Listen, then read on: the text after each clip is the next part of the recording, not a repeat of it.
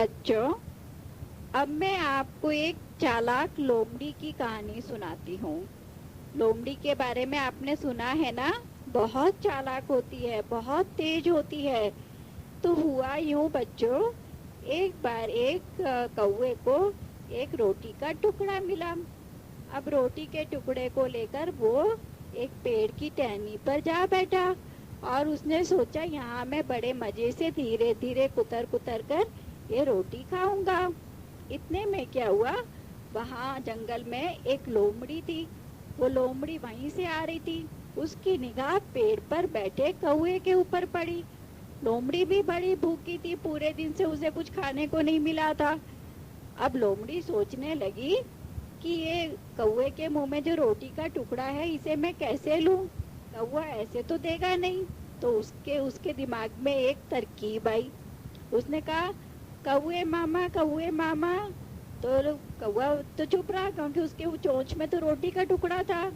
तो अब लोमड़ी ने सोचा ऐसे तो ये जवाब देगा नहीं, तो थोड़ी सी इसकी तारीफ करनी चाहिए। तो बोला, कौवा लोमड़ी बोली, कौवे मामा, मैंने सुना है तुम तो बहुत सुरीले हो, तुम तो बहुत मीठा गाते हो। एक गाना सुनाओ ना, मेरी बड़ी इच्छा हो रही है। तो कौवा तो पहले चुप रहा कि ये लोमड़ी तो चालाक होती है, आज मेरी कैसे तारीफ कर रही है। फिर लोमड़ी भी दोबारा बोली, कौवे मामा, एक कहानी एक गीत सुनाओ ना। आप तो बहुत अच्छा गाते हो, जंगल के सारे प्राणी आपकी तारीफ करते हैं।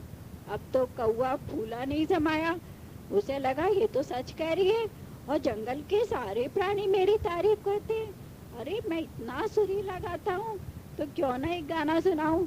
और जैसे ही गाना सुनाने के लिए उसने अपना मुंह खोला तो वो रोटी का टुकड़ा निकला और वो जमीन में गिर पड़ा। उसे तो लोमड़ी ने लपक लिया और कौवा काव काव काव काव करने लगा। तो लोमड़ी तो रोटी का टुकड़ा मुंह में दबाकर वहां से भाग गई और जाते जाते कह गई, अरे कौवे मामा, तुम्हें तो मैंने बेवकूफ बनाया है। तुम्हारी काव काव सुनकर तो सब लोग तुम्हें भगा देते हैं। तुम तो मेरी मीठी मीठी बातों में आ गए। देखो कैसा उल्लू बनाया तुमको।